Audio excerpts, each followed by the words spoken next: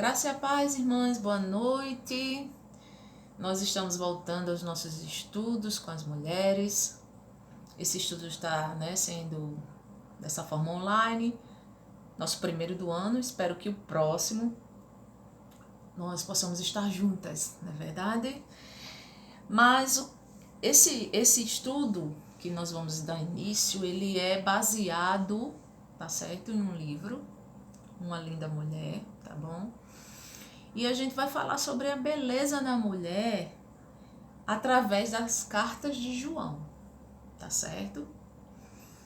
Vai ser falado sobre isso. Qual a verdadeira beleza?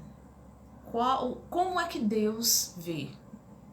Deus vê apenas o exterior, a beleza exterior, a aparência? Como é que Deus nos vê? Então a gente vai falar sobre isso, né, durante esses estudos. Mas antes disso, nesse primeiro estudo, eu queria trazer exemplos de acontecimentos dentro da Bíblia que falam sobre isso, sobre essa questão da beleza. A gente sabe que o homem, não é de agora, de muito tempo, ele visa muito a beleza exterior, a aparência, aquilo que está por fora, né? A perfeição, vamos dizer assim. Então, busca a perfeição. Se a gente abrir uma revista de moda, a gente vai ver mulheres belíssimas, mulheres bonitas, há um padrão. E quantas mulheres não correm atrás desse padrão? Muitas vezes se frustram, adoecem, porque querem manter ou querem se igualar a esse padrão que a sociedade criou, que os homens criaram. Não é verdade?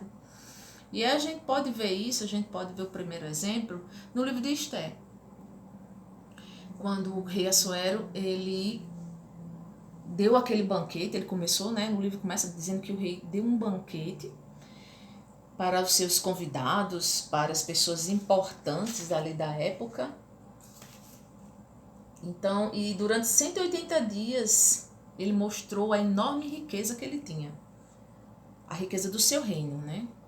Durante todo esse tempo. Esses dias ele saiu mostrando para quem quisesse ver as riquezas, né? Ostentando a sua glória e a sua majestade. E terminando esses dias, o que foi que o rei fez?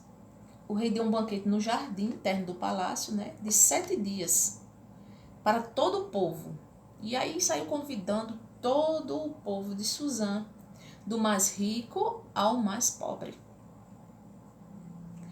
E, paralelamente, né, estava tendo outro banquete pela rainha Vasti, que estava oferecendo também um banquete às mulheres.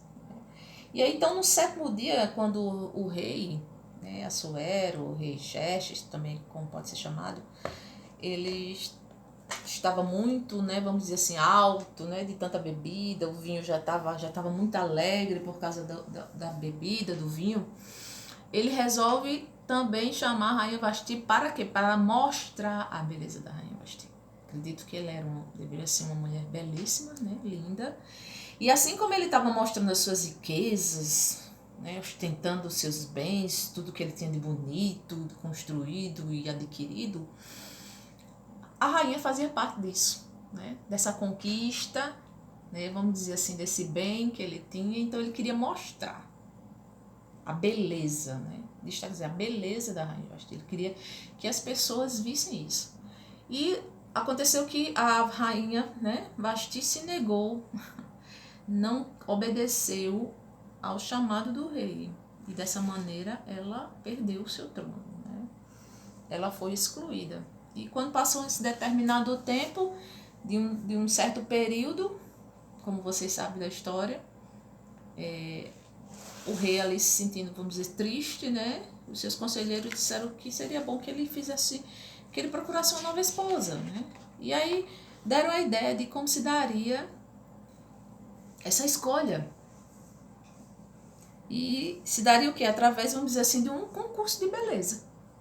Porque, de fato, foi um concurso de beleza.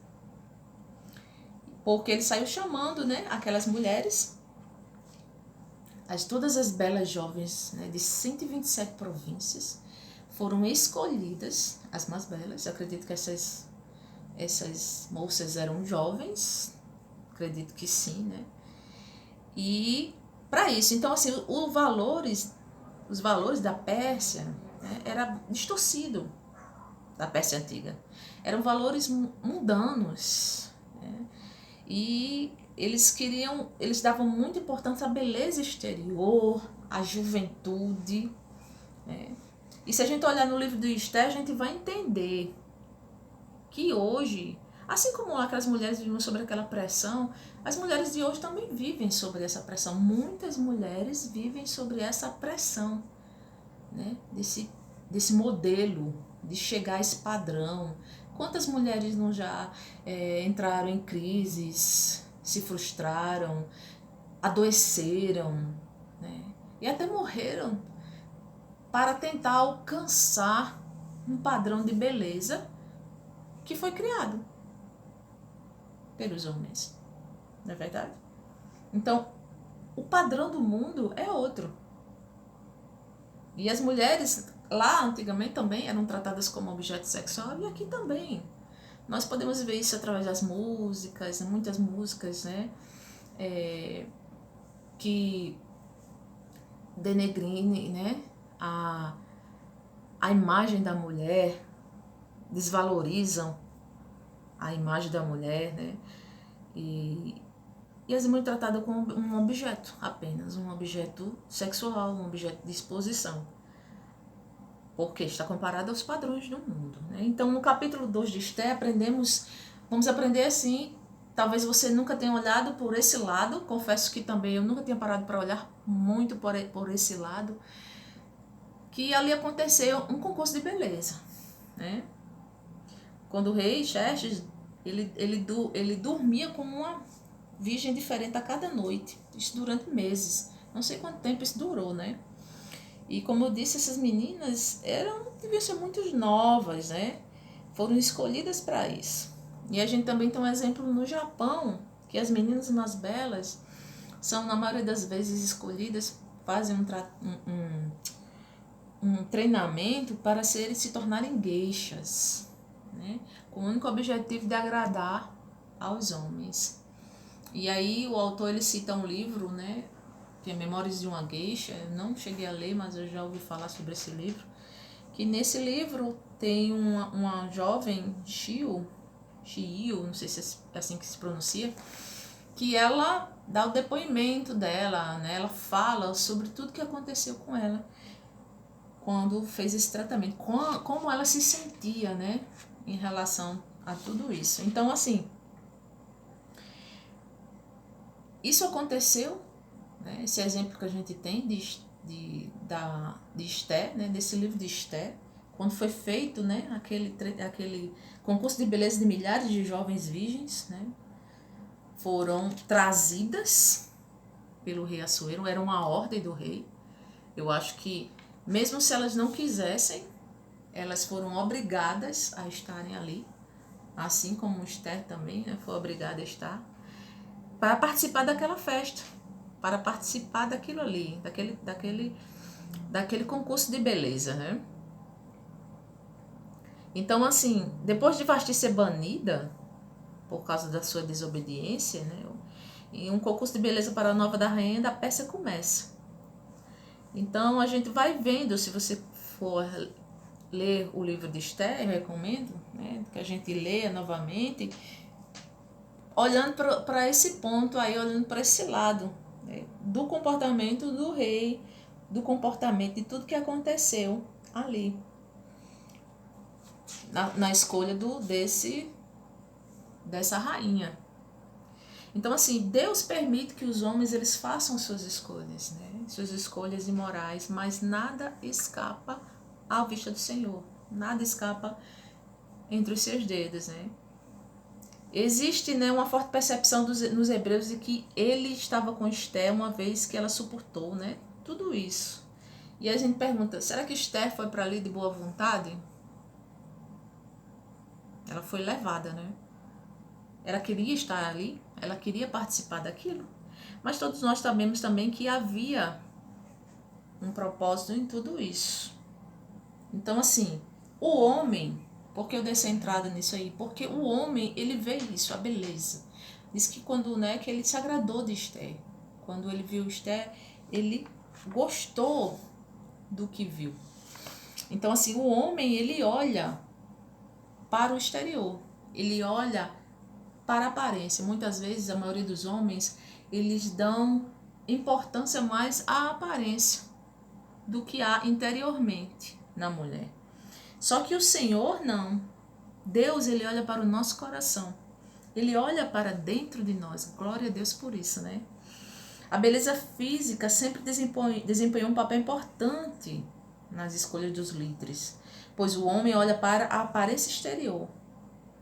Antes da era da televisão, né, era possível eleger homem, né, antes da era caseiro, né, e aí o autor aqui, ela cita Abraham Lincoln, mas agora o mundo, eles veem os candidatos pela aparência. Quanto mais bonito, né, se parecer com a estrela de Hollywood, de cinema, são escolhidos. E, infelizmente, muitas vezes nós, cristãos, valorizamos muito isso, né?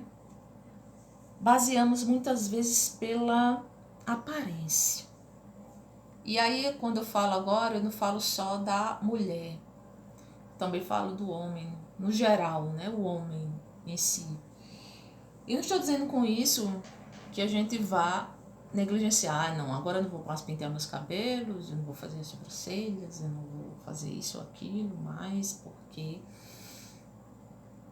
Não, jamais, eu não estou dizendo isso.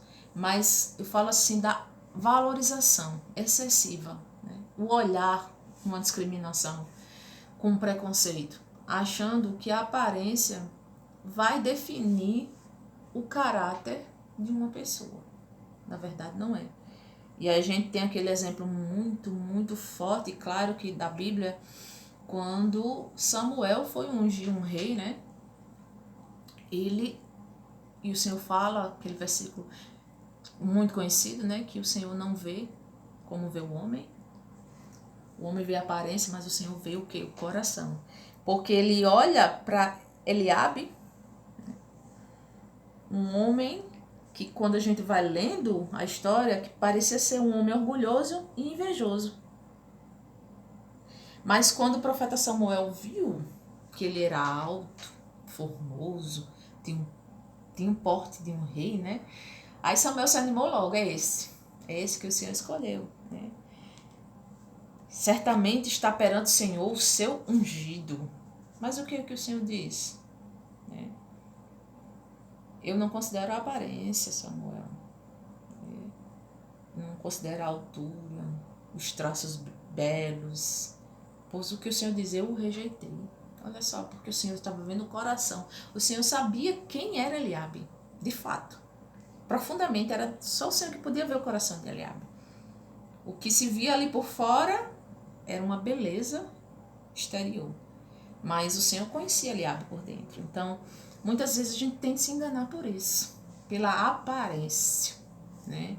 Que o Senhor nos ajude a não sermos assim, a não julgarmos alguém por sua aparência, mas sim procurar conhecer, procurar ver como é aquela pessoa, né? No primeiro olhar, não julgar, não começar a fazer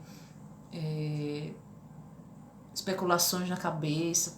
Será que é assim? Será que essa fulana é assim? Porque o que nós vimos exteriormente não nos agradou, não é verdade? Aí em Provérbios 11:22 diz assim, do que vale a beleza, né, da mulher, se essa mulher, ela é o quê? Indiscreta, se essa mulher não tem um caráter, o que adianta? Ser uma mulher que é vazia, né, que uma mulher com coração mau, o que adianta essa beleza? Né? Em outras palavras, o que vale é o caráter, o que vale é a beleza interior. Lembra de Mateus 23:27? Os fariseus, o Senhor fala ali que os fariseus eram comparados aos sepulcros caiados, porque por fora, né, eram todos rebocadinhos, pintadinhos, tudo bonitinho, perfeitinho, mas por dentro eram podres, eram trapos de imundícies, tinham apenas aparência, não é verdade? Então assim, e aí a gente vai vendo que na verdade o conceito, né, de Deus em relação à beleza é outro do que o nosso, né? Do que o do homem, do que o da sociedade, do que o do mundo. É muito diferente. Porque o Senhor busca dentro, né, do homem, seja um homem ou uma mulher, outros valores. Não os valores externos, né? E a gente vê, aí cita aqui um exemplo de Ruth, né? Descreve Ruth, né? O que Boaz fala de Ruth, né? O que ele, quando vê Ruth, ele fala para ela, né? Estende, deixa eu ver aqui. Ruth pede a Boaz, né, aqui no Ruth 3:9, põe a tua aba sobre a tua serva, né? Ela realiza aquilo que a sua sogra manda ela fazer. A atitude de Ruth é outra. Ruth era jovem, Boaz já era né, avançado em idade, mais velha do que ela. Mas ela não se importa com isso. Ela não está ali vendo a aparência apenas de Boaz, não é? E Boaz chega a chamar ela, no capítulo 3, no verso 11, de uma mulher virtuosa. Porque, embora Ruth fosse bela exteriormente, mas ela também tinha qualidades. E essas qualidades chamaram a atenção de Boaz. Como é bom, não é verdade, minhas irmãs? Como é bom, além da nossa aparência externa, nós termos também algo interior, algo que enriqueça, né? Caráter, virtudes. Isso é maravilhoso, maravilhoso. E a gente tem também um exemplo, né, de a Sulamita, né, e o rei Salomão, quando o rei Salomão ali em Cantares faz aquelas declarações, vocês devem já ter lido o livro de Cantares, né? E ele tece vários elogios e além da beleza, né, que a Sulamita tinha, havia também nela virtudes que faziam também que essa história de amor, né, fosse assim declarada, né? E ali Salomão descreve o seu amor, né, pela Sulamita, não só pela sua aparência, mas pelo que ela era. Então assim, e quando nós, e a gente pode se comparar também, a gente sabe esse livro de Cantares, com a história, né, de Jesus e a sua igreja, esse amor que existe, né, de Jesus com a sua igreja, esse amor tão maravilhoso, né, que fez com que ele desse a vida. Então, a partir do momento que nós temos esse encontro com Cristo, nós somos purificados pelo seu sangue e através desse sangue, desse amor, nós somos transformadas, não é verdade?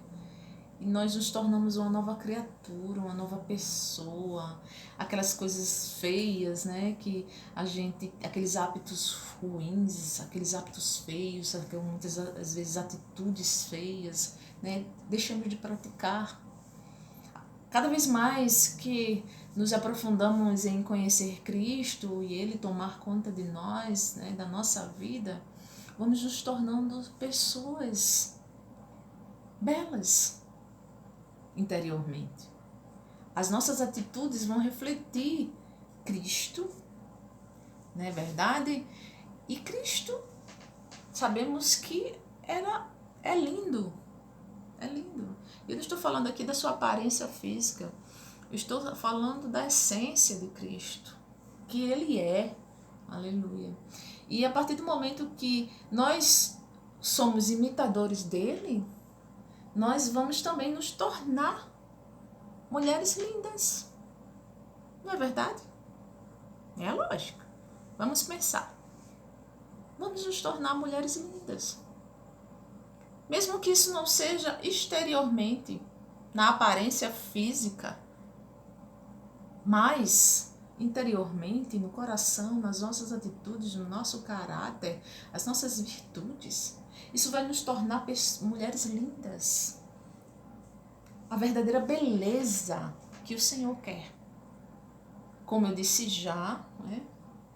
Isso não quer dizer que a gente vai negligenciar a nossa aparência. Andar de todo jeito, não. Nós temos que nos cuidar. Precisamos nos cuidar, não é verdade? Mas antes de toda essa busca pela aparência física, para se igualar a um padrão que a sociedade exige, que a nossa preocupação, começando por mim, seja me tornar linda interiormente. Para que eu possa externar isso. É porque o que adianta? Eu ter uma aparência bela, né? Tentar alcançar um padrão, mas quando chegam, acendem as luzes, abram a casa, não há ninguém, está tudo vazio. Quando abro a minha boca, não sai nada de bom. As minhas ações, os meus sentimentos não são bons. Eu não consigo transmitir amor. Muito pelo contrário. As pessoas não gostam de se aproximar de mim, de estar perto de mim. Não tem prazer de estar comigo, porque de mim não sai nada bom. Então, o que adianta ter apenas uma aparência? Para cumprir um papel? Não, então, não é isso que Deus quer de mim. Não é isso que Deus quer de nós. Ele, de fato, quer que nós obtenhamos a beleza interior. A beleza que está em Cristo. Porque quando nos enchermos dele, nós vamos exalar, né, esse bom perfume de Cristo que só ele tem. Então a gente viu, né, aqui esse processo de beleza, citei alguns exemplos. A gente viu que Deus, ele olha para o coração da gente e não para a aparência, né? E também aqui me falar sobre esse processo, né, de purificação. E a gente vai lá, remete a Esther quando essas moças, elas tiveram que passar por um processo, né? Elas tiveram que passar por um tratamento de beleza. Rigoroso, viu? Tratamento de beleza. Eram banhadas, né? O tratamento delas com especiarias, não é verdade? Com especiarias. Tudo para que o que se tornassem mais bonitas ainda, sua pele se tornasse macia, ficassem perfumadas. Aqui no capítulo 12, verso 12, né? Antes de qualquer daquelas moças apresentar seu rei Xerxes, devia completar 12 meses de tratamento de beleza, prescrito para mulheres. Minhas meninas, era 1 ano, viu? 1 ano de tratamento. Que legal, né? Olhando por esse lado, assim, a gente tomar 1 ano assim, dando tratamentos de beleza, né? Vamos ficar belíssimos, e eles vão ficar belíssimos mesmo. Com perfumes, cosméticos, né? Óleos, mirra. Então eram 12 meses de tratamento assim, intensivo de beleza para ficarem maravilhosas, né? Então era um processo, né? E se a gente for comparar esse processo com a nossa vida para nos tornarmos belas interiormente, porque esse processo que Esther passou com essas demais moças eram para modificar, né, tratar a sua aparência externa. Mas nós, como cristãos, quando queremos no tratamento da nossa aparência, do nosso interior, é um processo, né, de purificação. E aí ela fala aqui que o perdão é o começo da nossa beleza. Que coisa maravilhosa, né? Mas esse é um processo que não dura só 12 meses, não. Aleluia. É um processo contínuo. É um processo diário. É um processo que não termina. Louvado seja o nome do Senhor. E esse processo ele pode ser doloroso. É verdade. Esse processo pode ser doloroso. Aquele tratamento, você passa por um tratamento de beleza, né?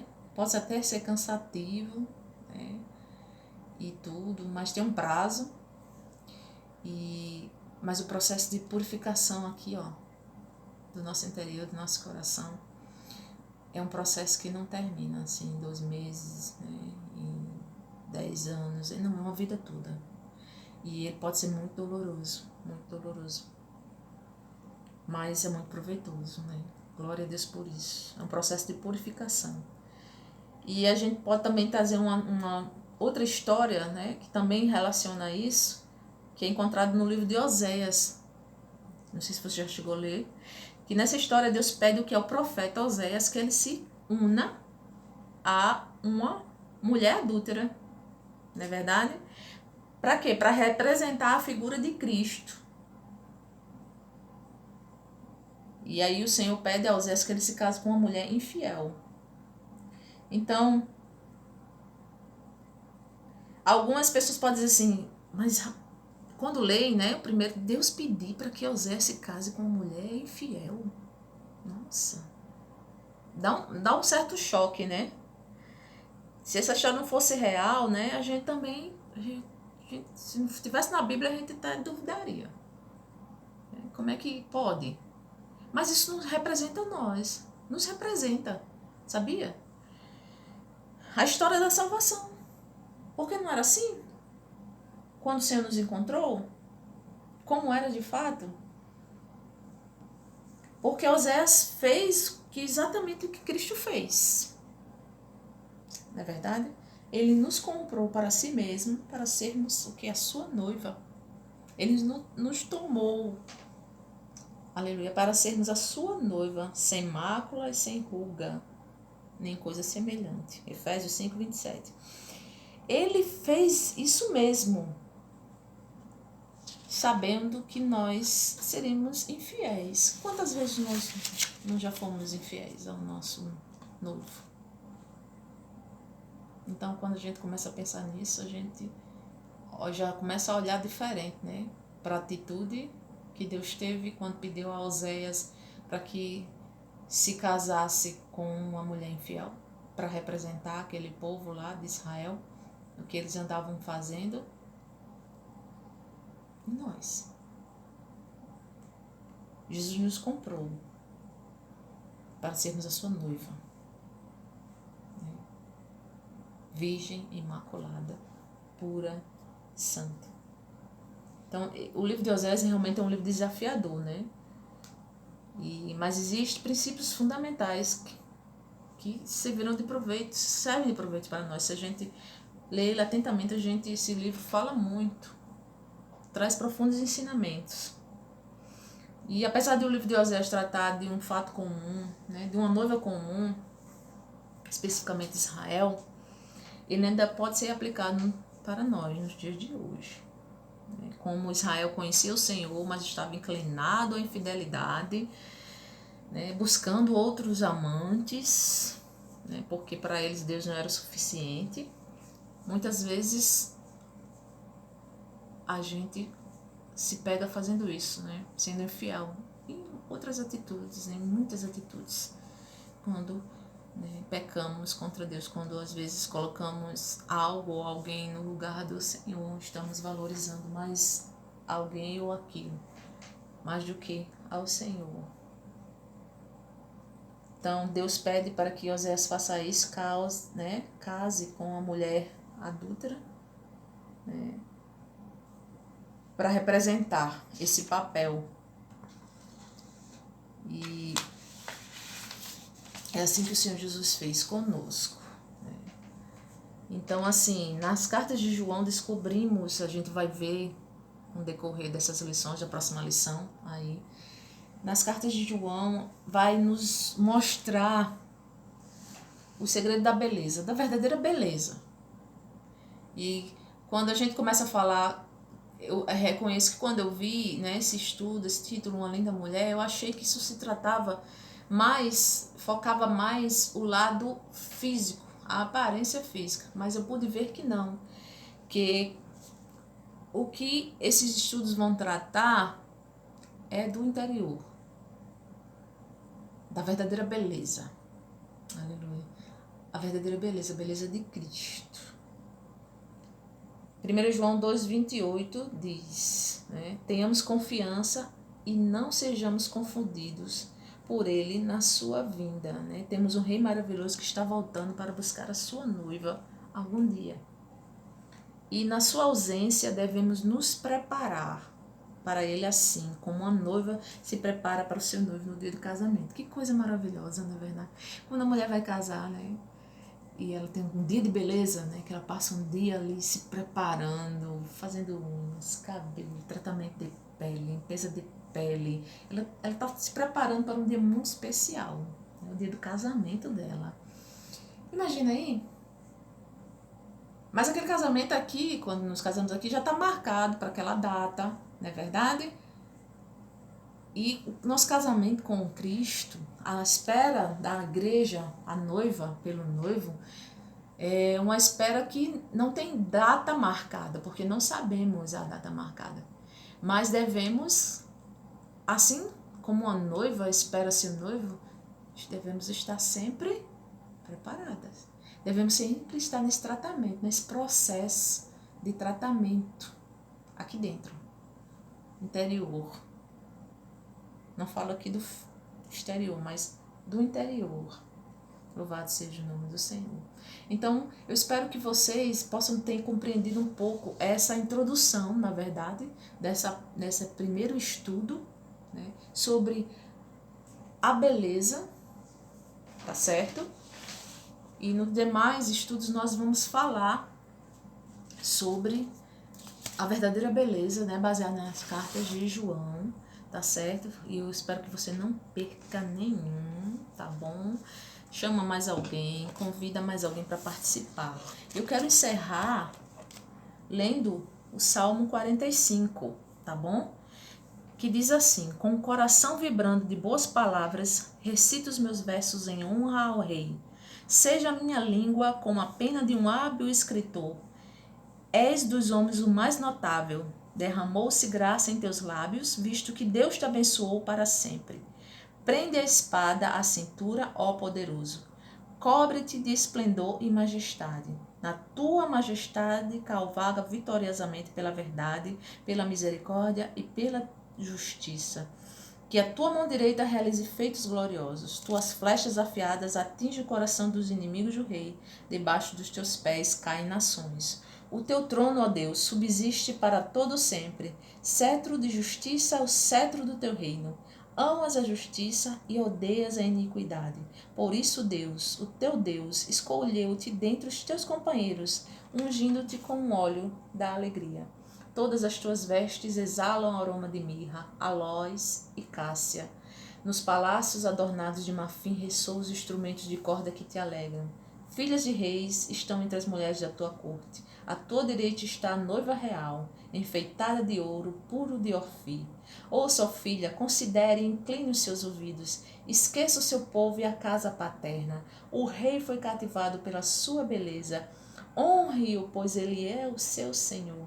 A cidade de Tiro trará seus presentes. Seus moradores mais ricos buscarão seu favor. Cheia de esplendor está a princesa em seus aposentos, com vestes enfeitadas de ouro. Em roupas bordadas é conduzida ao rei, acompanhada de um cortejo de virgens, são levadas à tua presença. Com alegria e exultação são conduzidas ao palácio do rei. Os teus filhos ocuparão o trono dos teus pais, por toda a terra os farás príncipes. Perpetuarei a tua lembrança por todas as gerações, por isso as nações te louvarão para todo sempre. Glória a Deus. Belíssimo salmo esse, né? Ouça, filha, considere, inclina os teus ouvidos. Esqueça o seu povo e a casa paterna. O rei foi cativado pela sua beleza. Então é isso, minhas irmãs. O Rei Jesus, ele, como noivo, nos escolheu como sua noiva, sua princesa, né? E ele espera nos levar naquele grande dia, né, para as bodas, né, para festejar esse casamento, essa união, e que possamos estar preparada, né, nos passando pelo processo de beleza, mas beleza interior, aquela verdadeira beleza que agrada ao Senhor. Fiquem na paz de Cristo. Deus nos abençoe. Amém.